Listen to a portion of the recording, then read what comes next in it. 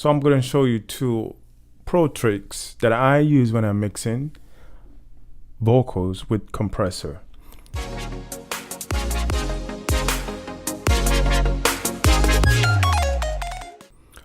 How to use compression on vocals like a pro. A lot of my students, they have problems with using compression on their vocals and just using compressor, period.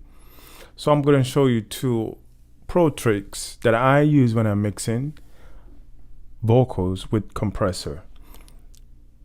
The two most important thing is application. Number one, using your compression to bring out an attack, and using your compression to kill an attack. So the application for these two technique, for your lead vocals, use the compressor to bring out the attack. And for your background vocals, use the compressor to kill the attack. Let me show you how to do it in the DAW. You have a vocal right here. Based on, you got me. So to be able to find any vocal attack, the first thing I would do is bring the threshold all the way down. Not all the way down, but really low. Then your release very fast to like 1 millisecond. Then your attack, you bring it all the way to the highest number. Then as you play the vocal, you want to dial it back till you hear the attack. Then you stop right there. So let's do that real quick. Based on bass.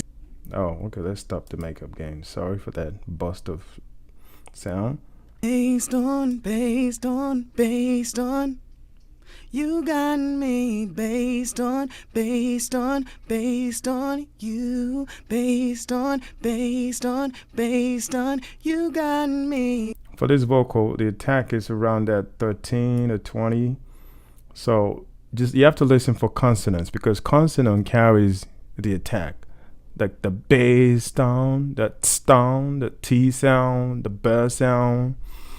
Vowels, they don't carry attack. So we found the attack. Then want to kind of dial back the release a little bit, so it's not pumping. That's why we need to bring the release back up. Based on. Can you hear the difference when I bring the release up? Based on. The release kind of steady the compressor instead of the compressor doing bass. It's like it's jerking. So we kind of bring that so it levels the compressor. Based on, you got me. Based on. So the way you set your release is to find the timing. Release is time.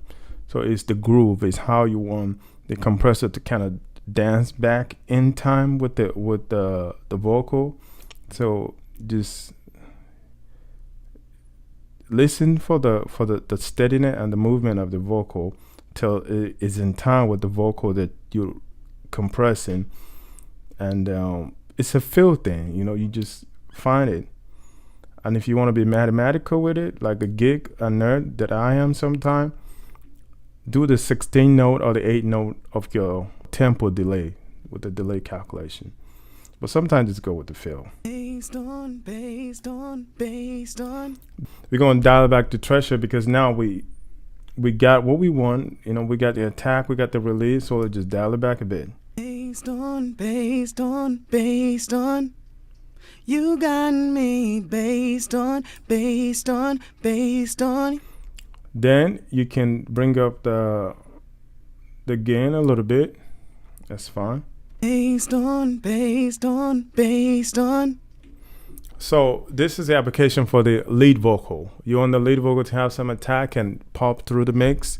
So the other application is you want the compressor to pull the vocal back in the mix, like in the background or in ad lib or whatever.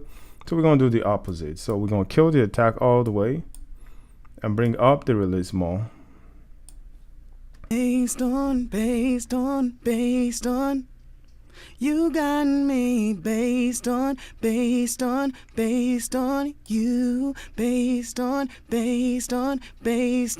you got me based on you. There you go, right there. 2 applications for compressing your vocal like a pro.